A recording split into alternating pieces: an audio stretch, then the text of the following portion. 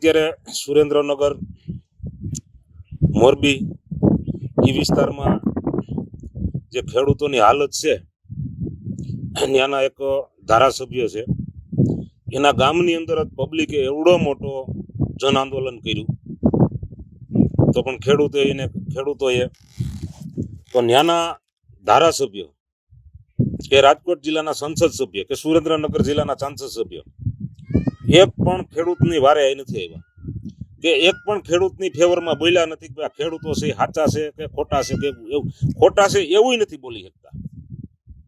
આ તમને કહું, બીક તો જવો. તમે કહું આજે એને પબ્લિકે મત આપીને જેને છૂટાવ્યા છે, પબ્લિકે રાતને દી એના સારું મહેનત કરી છે, રાતને દી એની ગાળ્યું ખાધી છે, એના કાર્યકરો છે ને, માને એની કે જમી આવતી છે એના કાર્યકરો છે, એની ફેવરમાં પણ કોઈ નથી બોલી શકતા. આ લોકચાહી નહીં, આ હિટલર ચાહી છે. શું છે હિટલર ચાહી?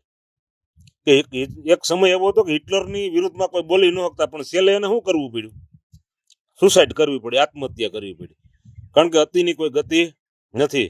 ભગવાનને ઘેર દેર છે પણ અંધેર નથી, બરોબર છે.